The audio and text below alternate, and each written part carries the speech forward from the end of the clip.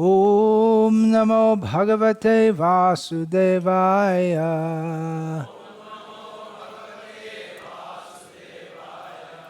Om Namo Bhagavate Vasudevaya.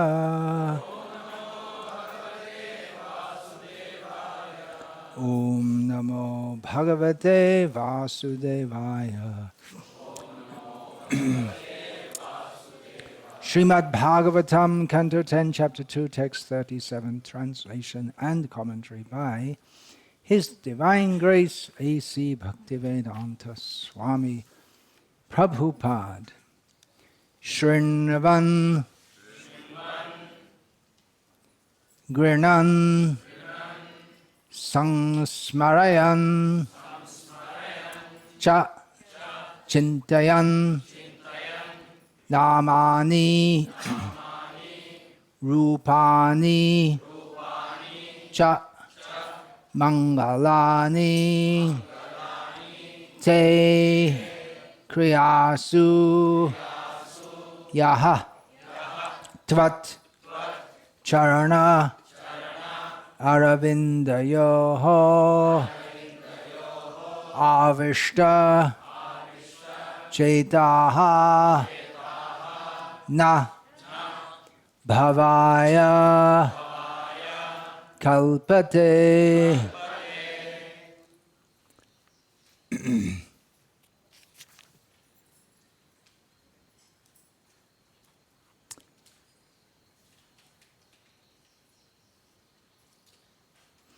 Shrinvan Grinan Sangsmarayang Chachintayan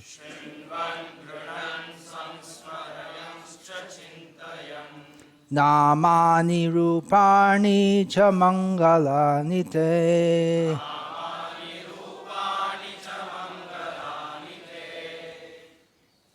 Kriyasu Yatvacharanaravindayar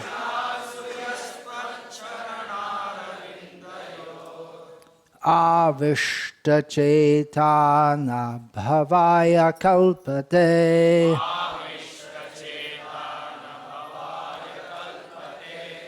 Shrinvan Grinan Sangsmarayang Chachintayan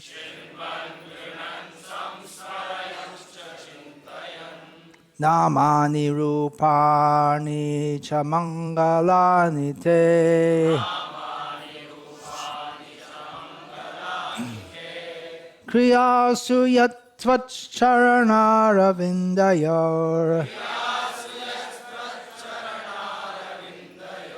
Avishta Chetana Bhavaya Kalpate.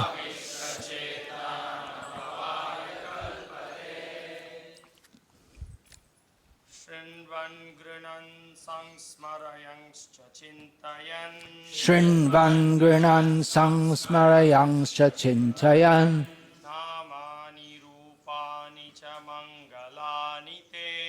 Namani Rupani Cha Mangalani Te Kriyasu Yatchacharanaravindayor Avishta Chetana Bhavaya Kalpate. Shrinvan, constantly hearing about the Lord. Shravanam Kirtanam Vishnoho. Grinan, chanting or reciting the holy name of the Lord and his activities. Sangsmarayan, remembering, constantly thinking of the Lord's lotus feet and his form. Cha and Chintayan, contemplating the transcendental activities of the Lord. Namani, his transcendental names. Rupani, his transcendental forms. Cha, also. Mangalani, which are all transcendental and therefore auspicious. Day of your Lordship. Kriyasu, in being engaged in the devotional service. Yaha, he who. Tvat, charana, aravindayoho, at your lotus feet. Avishta, chetaha, the devotee who is completely absorbed in such activities. Not bhavaya, for the material platform. Kalpate is fit. Verse translation. Even while engaged in various activities, devotees whose minds are completely absorbed at your lotus feet and who constantly hear, chant, contemplate, and cause others to remember your transcendental names and forms are always on the transcendental platform, and thus they can understand the Supreme Personality of Godhead. This is prayers by the demigods to Lord Krishna who is in the womb of Devaki. Purport: how bhakti yoga can be practiced is explained in this verse. Srila Rupa Goswami has said that anyone who has dedicated his life to the service of the Lord, yasya hare dasye, by his activities, his mind and his words, karmana manasa gira, may stay in any condition of life, nikhila asvapyavasthasu, and yet is no longer actually conditioned but is liberated, jivan mukta sa uchyate. Even though such a devotee is in a material body, he has nothing to do with this body, for he is transcendentally situated. Narayana para sarve nakutaschana bhibhyati. Because a devotee is engaged in transcendental activities, he is not afraid of being materially embodied. Illustrating this liberated position, Sri Chaitanya Mahaprabhu prayed, Mama janmani janmanishvare bhavatad bhaktir ahaituki twai. All I want is your causeless devotional service in my life, birth after birth. Even if a devotee, by the supreme will of the Lord, takes birth in this material world, he continues his devotional service. When King Bharat made a mistake and in his next life became a deer, his devotional service did not stop, although some slight chastisement was given to him because of his negligence. Narad Muni says that even if one falls from the platform of devotional service, he is not lost, whereas non-devotees are lost entirely because they are not engaged in service. What's that verse? Can anyone think? Srila Prabhupada quotes it twice, I believe, in the Bhagavad Gita as it is. No. Well, that has a similar purport, but this is another longer verse from Bhagavad. This Narad Muni says. Anyone? Tyaktva. There you go, there's the clue, but you didn't get it without the clue. Okay, say it now. Tyaktva swadharmam charanam bhujam hare bhajanda pakvo tapatet yadi yatra kava bhadrama buddha mushakim kovarta artam bhajatam abhajatang swadharmata. Bhagavad Gita therefore recommends that one always engage at least in chanting the Hare Krishna Mahamantra. Okay, that's an easy one. What's that verse? Okay, say it. Satatam kirtayanto mam yatantascha drida vrataha Namasyantascha mang bhaktya Nityayukta upasate. Always chanting my glories, endeavoring with great determination, bowing down before me. The great souls perpetually worship me with devotion. One should not give up the process of devotional service, which is performed in 9 different ways.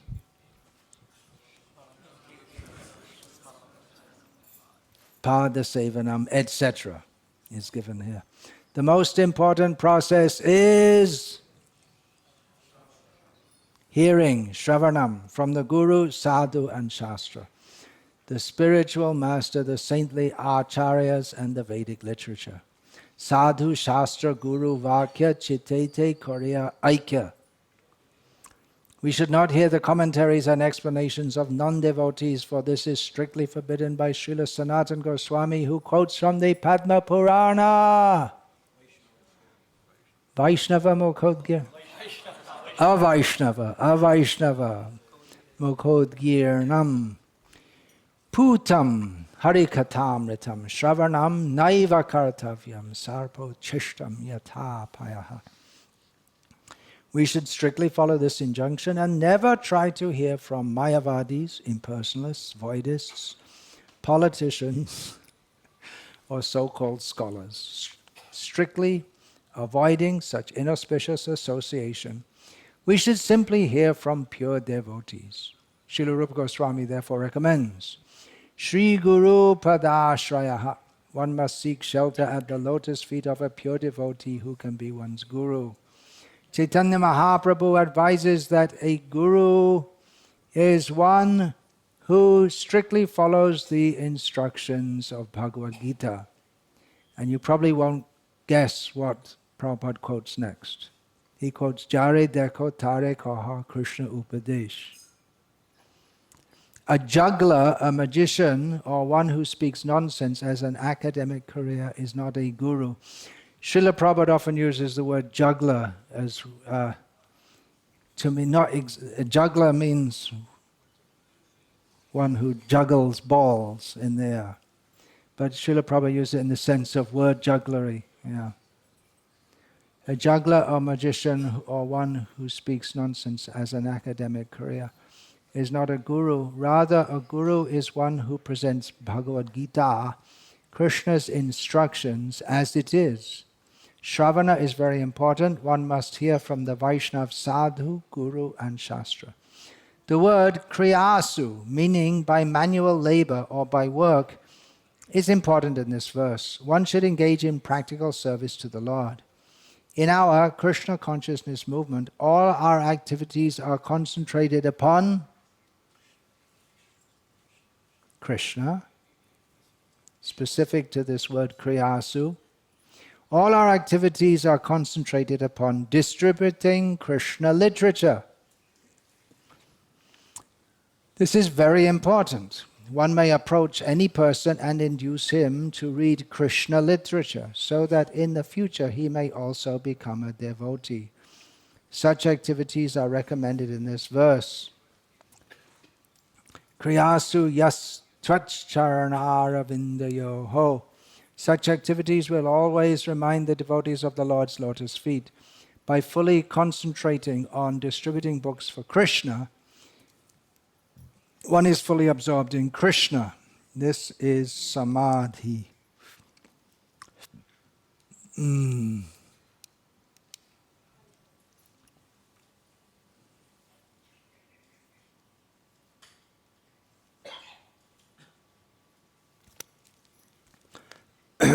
Ajnanatirmirandhasya jnananjana shalakaya chakshurunmilitam yena Tasmai Shri Gurave Namaha. Nama Shreshtham Manamapi Shachiputramatra Swarupam. Rupam Tasyagrajam Urupurim Maturim Goshtavatim. Radha Kundam Girivaramaho Radhika Madhavasham. Prapto Yasya Pratita Kripaya Shri Gurum Tam Natosmi. Vandeham Shri Guru Shri Ataf Padakamalam Shri Gurun Vaishnavangscha Shri Rupam Sagrajatam Sahagana Raghunatan Vitam Tam Sajivam Sadvaitam Savadhutam Parijana Sahitam Krishna Chaitanya Devam Shri Radha Krishna Padan Sahagana Lalita Shivashaka Vidamscha. Hare Krishna, Krishna Krishna, Hare Hare, Hare Rama, Rama Rama, Hare Hare.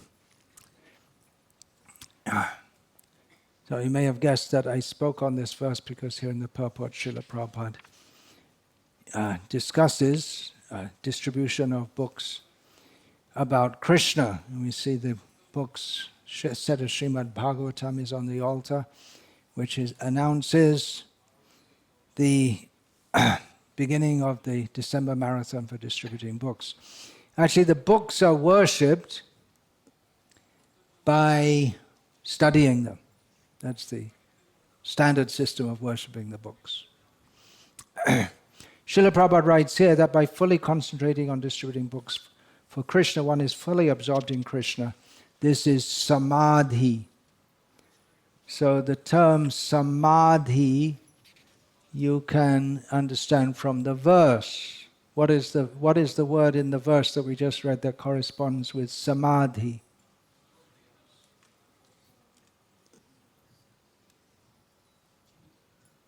Anyone? No? Avishta Cheta. Avishta means absorption. Cheta means consciousness. So that corresponds with Samadhi. One's consciousness is absorbed. Samadhi, that is the topmost stage of the yoga system. Patanjali's Ashtanga yoga system. Of course, the word Samadhi is not the property of Patanjali. It's there in other schools also, but it's become very famous, generally considered to mean that stage of consciousness where one has, well, actually, according to Patanjali, you should stop thinking altogether.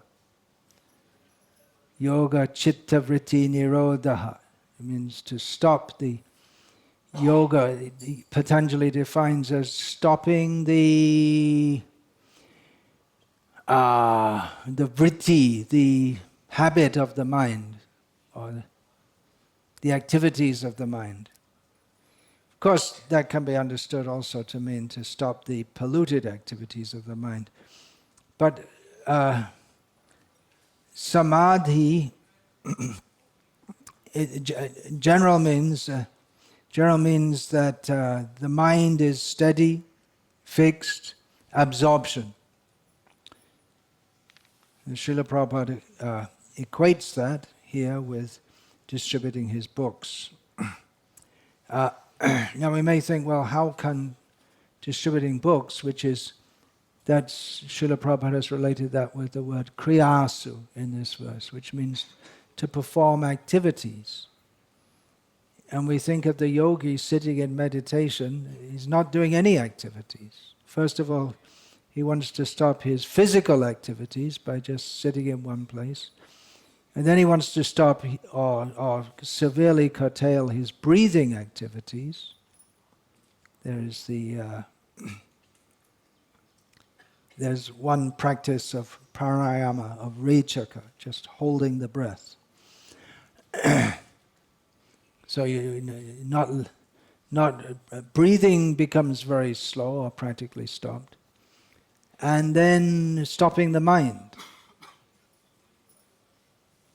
That's the aim, but then in the Ashtanga yoga system, but here Srila Prabhupada equates the activity of distributing books with samadhi. So to get to that stage of yoga samadhi, one has to go through so many stages. Actually, even before doing all this breathing and all this. There's yama and niyama, which are meant the activities for controlling the senses. I don't think in these yoga schools anyone teaches that. They just teach some exercises and breathing. But that actually to practice yoga, one should follow a very moral life. That's the first consideration. The idea is that there has to be sense control. How can you sit down and meditate if you have so many desires to enjoy the senses? So you may think if one's active, that means engaging the senses. The karmendriyas, the organs of action, and definitely the gyanendriyas, the organs of cognition, they will certainly be engaged. Organs of cognition means gyanendriya. You just said it, so you don't have to retranslate it again. Perception. Organs of perception. Well, actually, perception and cognition are different words. Organs of perception is closer. So how do we get sense control? And then what to speak of? The big thing that the impersonalists talk about is stopping the ahankar. So how are we going to get sense control? How are we going to control ahankar? In which we're trying to, in one sense, dominate someone. We're trying to get someone to do something which he didn't want to do or doesn't want to do, and what we want him to do. So it means dominating someone.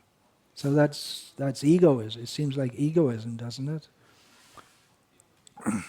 But actually, this distributing Srila Prabhupada's books, there has to be sense control. There has to do it very effectively over a long period of time requires samadhi, absorption in Krishna consciousness. It is possible to do it from the platform of egoism, or there can be some egoism there also. But one cannot continue to do so over a long period of time. It may be that someone, by their nature, they have a very dominating and outgoing kind of personality where they can overcome people's minds and get them to give some money to buy the book. But unless one's situated in a sense of that I'm doing this as a service to Krishna for the benefit of these people on the order of Srila Prabhupada, then Maya will attack in so many ways. Thinking that, why am I doing this? I'm a good salesman, I could make money for myself. Why should I bother selling these books? So actually, that absorption is required. Often devotees ask, well, what is the best way to distribute books? The best way to distribute books is to get up, go to Mangalarti, chant 16 rounds, hear the Srimad Bhagavatam, do everything attentively, and pray to Krishna. Well, that's the formula. No material formula. It's a completely spiritual formula. In the mood of, let me take shelter of Krishna, praying for the mercy of Krishna. When I said that, well, it's one person's ego dominating another, it's not exactly like that. It may be if people are selling something else, aggressively selling something. Of course, there's so many salesmen and women at the side of the road selling sitafal and handkerchiefs and all kinds of things. But basically, they just wait till someone stops and they buy it, or they may be interested to buy it. But there's aggressive salesmanship also. So there's some domination doesn't necessarily mean that you shout at the person. Even the the door-to-door salesman trying to sell some kind of machine, maybe a house cleaning machine, vacuum cleaner salesman. They may do it in a charming way, knowing that might work for them better than a overtly aggressive manner, but some pushing is there also. But a devotee, although he may say so many things and speak in so many ways, but he's praying to Krishna, that Krishna, you are within the heart of this person. They don't want this. That's why they're in the material world, like me. But I'm fortunate enough to have received these books and received this knowledge, and now you're kindly engaging me in your service. So please inspire this person to take this book. And it's not just praying, one has to speak, and it's quite intense. You can't just yawn and on a book. It doesn't work like that. It's intense. So that is the Samadhi, absorption. Absorption in thinking of Krishna, and sense control must be there, because if we're thinking of Krishna, then we're not thinking of sense gratification. And if we are thinking of sense gratification, we're looking around, well, there's a sweet shop, and there's a sari shop, there's a gold shop. If we're looking around and thinking, that's kind of nice, I'd like to buy something in there. We might look and say, oh, there's a gold shop, I'll go there and sell some books. That's okay, that's fine. But if we're contemplating how I can enjoy, or we see, oh, there's some people going on the road, they're young, and they're very good-looking young couple, and I wish I was like them, something like that, then we can't distribute books. It requires Krishna's mercy, which comes from absorption in trying to serve him, which comes from praying to him, it's a whole meditation. It's a different kind of meditation to the yoga meditation, in which you're just trying to shut out everything, including Krishna. Well, Ishvara Pranidhana is one of the parts of the yoga system of Patanjali, but it doesn't seem to, the point of Ishvara Pranidhana, or absorption in God, it doesn't seem to be stressed much by any teachers of yoga, either now or in the past, or at least in the traditional schools of yoga. Maybe there's some Sri Vaishnavas who traditionally practice that, so they must do that. So yeah, it requires absorption, because it means going out into the great ocean of the material world. Going out means we go away from the Vaikuntha temple atmosphere. And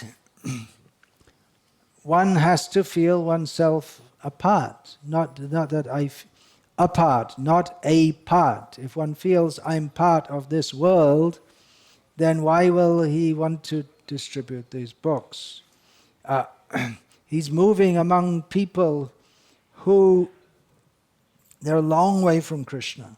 Kama, Krodha, Parayana. Well, they may not be full-fledged demons, but they're impelled by lust and anger, frustration, all these things.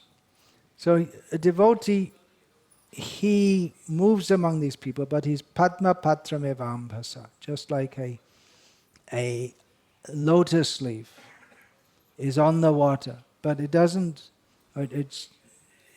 water doesn't stick to it. So a devotee moves in the atmosphere of the non-devotees, but he doesn't become victimized, he doesn't become part of that atmosphere. He can see very well how convincing Maya is, and prays to Krishna for protection. So in this way, he's absorbed, sense control automatically comes. If one is thinking of the welfare of others, by giving Krishna consciousness, then automatically one will not think of sense enjoyment for oneself. So sense control automatically comes. And then a sense of compassion comes.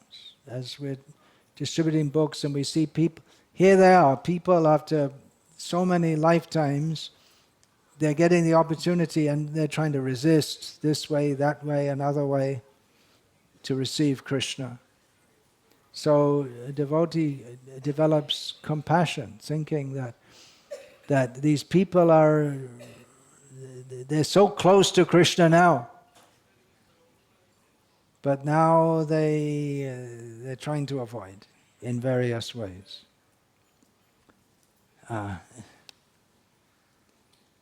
And that also, by doing book distribution, then we become aware of our responsibility, that we're not just meant for being happy, singing and dancing. Chant Hare Krishna and be happy, Srila Prabhupada told us. So yes, we are happy, but we have a responsibility also to take the trouble, to make others happy, to give them also the opportunity for Krishna consciousness. And responsibility also means even practically, materially, of course nothing in Krishna service is material, but in our dealings with the material world, we have to be focused and not, for instance, lose the keys of the van. We're supposed to be going out for distributing books, and we lose the keys. We lose the keys we can't find the keys of the van in which the party is supposed to go out. And why? Because we weren't conscientious. We weren't thinking how, we weren't focused how every little thing is meant for Krishna's service. So that's responsibility. That these keys of the van, they're not just some little thing, they're very important. Because without that, we won't be able to take the van for distributing the books, and the books are also locked up in there. I mentioned that. Proper sadhana has to be there. You can't just gossip with others and let your mind wander here and there while we're chanting. We're not going to get the concentration. We're not going to get the power that comes from Krishna's mercy to go out and face the reluctant materialists for another day, day after day after day. Tolerance is required in preaching because people say all kinds of nonsense things to avoid taking books. And they may behave with us in an improper way. And our own body may be protesting in various ways that we don't want to do. The mind is protesting, we don't want to do this, so we tolerate. Tolerance. That means tolerance in the sense that we don't become disturbed by what anyone says or does. We just go on with our book distribution service. Because it quite often happens that people say things which are they're actually trying to make you angry, because that's the pleasure of a very low-grade materialist, is that they want to say things which are deliberately meant to disturb the person's mind of who they're speaking to. You have to remain calm. How much money do you get for doing this? You're going to hell. Ave Maria, or Jesus, or whatever. So many things they'll say. You have to be tolerant. And we, by doing this book distribution, seeing how people are suffering in very low consciousness, that also helps us to appreciate the devotees and their association.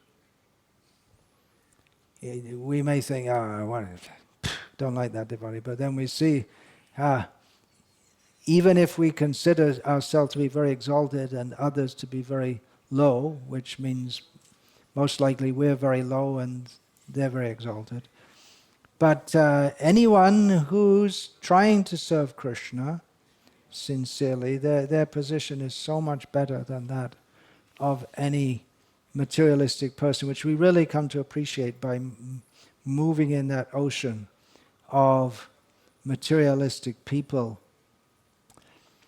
And that also going among the materialistic people that helps us to imbibe a sense of total dependency upon Guru and Krishna. Can we imagine Srila Prabhupada arriving in America, seeing all those big tall buildings, which he'd never seen any such big tall buildings before, and immediately understanding that this place is full of the lower modes of nature, and thinking, what am I going to do here? It's me alone, and there's the whole, this is the capital, the most powerful materialistic nation in the world, very confident about its materialism. And he prayed to Krishna. Tabe jadi taba kripa hoy ahoy tuki shakali shambhava hoy tumi shei kotuki. I know Krishna prayed to, Srila Prabhupada prayed to Krishna. I know that your causeless mercy can make everything possible because you are the most expert mystic. So how are we going to sell people books about how to get free from sense gratification when they're from the beginning of life, and not only this life, but life after life, that's all they've been taught, is that sense gratification is life. We can't do it. But Krishna can make everything possible. And we pray to Krishna like that. Krishna and his mercy comes through the whole Guru Parampara. So we should know that in Srila Prabhupada's books, the teachings of... It's not that Srila Prabhupada just sat down and wrote something, but he consulted all the major commentators on the Srimad Bhagavatam. He himself, by being fully connected with his Guru, was connected with all the previous Gurus. There's a whole chain of command coming all the way down from Krishna. So we have a lot of good backing. We may seem that we're just out there in the ocean of material existence, but we have Krishna and the whole Guru Parampara, and they all want us to succeed in this endeavor to distribute books. So that will also teach us humility, that who am I? I've got this most precious gift, the Nigama Kalpatara Galitam Palam, the topmost ripened fruit of the tree of Vedic knowledge. I'm not fit even to touch that. What to speak of, bring it to others. But somehow all the gurus, this is Chaitanya Mahaprabhu's mercy, have engaged me. And humility, that will come. Also, that if we start to think, yes, I'm doing very good, I'm a good book distributor, then it's time for Maya to take over. Then we get smashed. Then we realize, I am not the doer. I can only be an instrument. I cannot do anything by myself. So all these things that we study and hear about, it's a practical practical application. It all comes to life in going out for this book distribution, this any material desires in the heart, then we realize how petty and meaningless they are compared to when we're actually out there and we're praying to Krishna, and the opportunity to give people this knowledge, and then whatever little petty desires we may have, we realize how petty they are. We become humble, and at the same time we become very strong and humble. It may sound like a strange mix, but there are all these personality development seminars and all this. The best personality development seminar is to go out and distribute Prabhupada's books, and you'll become a strong personality, expert in dealing with others, because it's required for distributing these books. Just like Arjuna, he's a pure devotee. Definitely he's the most humble. Otherwise, how can you be a pure devotee? But he was it wasn't that he was just weak and fawning, but he was a very strong personality. He had to go out and kill others by the grace of Krishna. Oh, anyway, Krishna doesn't desire that at the present time. He desires us to distribute these books. But it requires strength of character to go and do that, especially to go and do it day after day after day. And it also teaches us how we need to study Prabhupada's books. Sometimes Srila Prabhupada would ask his disciples questions from the books and they couldn't answer. And then Srila Prabhupada, if they couldn't answer, Srila Prabhupada would say, see, these books are not meant just for your distribution, they're meant for you to read them. And especially here in India, you may find people who are quite learned in Shastra, and if they start to ask you questions, then what are you going to do? You have to know how to reply. I personally had there's a good experience once in Mantralayam, which is the place of Raghavendra Swami, very well known in the Madhva Sampradaya, in Karnataka and Andhra Pradesh. So I went there and I wanted to sell them a set of Bhagavatams. That time we didn't have English Bhagavatams available, and there are up to 5 cantos in Hindi. So that's all I had. So I wanted to sell them a set, and so I went to the top people there and they grilled me. They took the position of Mayavadis and grilled me. And then they took the books, because they wanted to see if I knew what was the philosophy. They wanted to say, otherwise, why should they take them? There may be so many instances like that.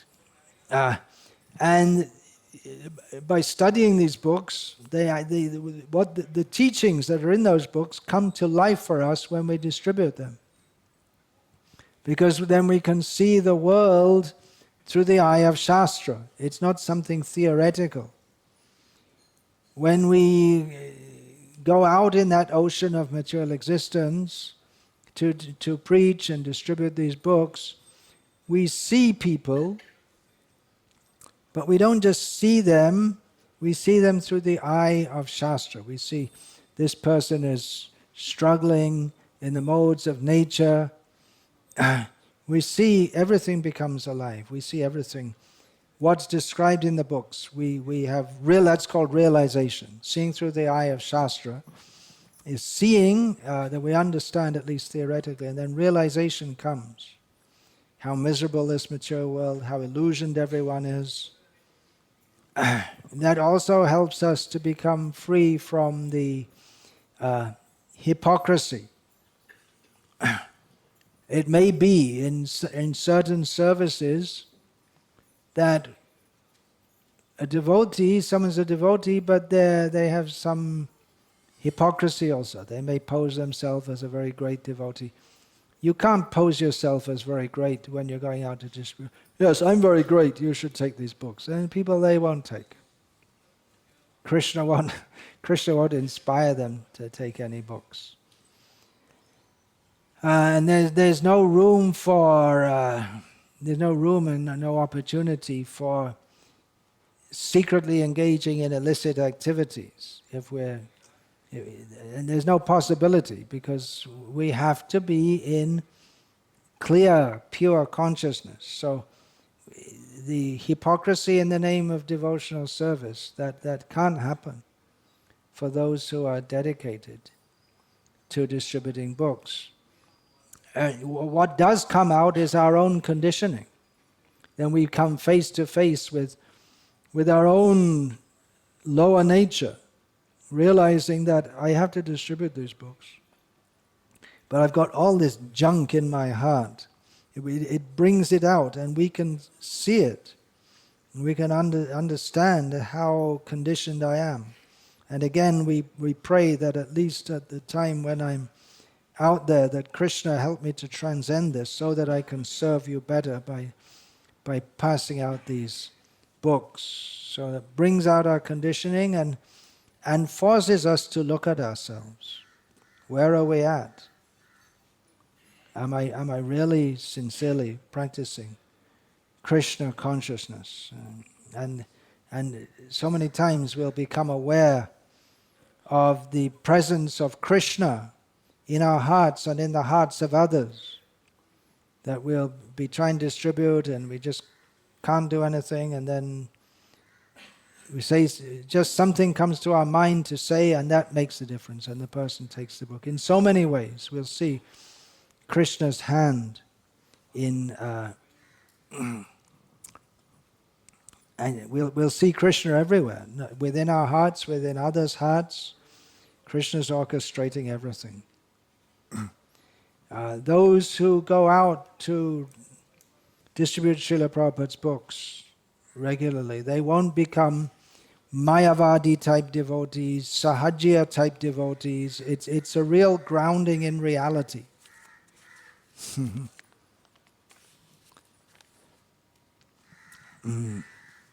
So these are some of the advantages. If we're thinking that how can I best advance in devotional service? Here's a very good way. Go out and distribute those books. Krishna will help us and force us to come up in devotional service. So we may think that it's for the benefit of others that we distribute these books, but actually it's for our own benefit also. And we ourselves will get a taste for reading those books by distributing them. So there could be so many things said. The benefits that we get from distributing these books. But I won't say anything more unless anyone wants to raise any question or add something more.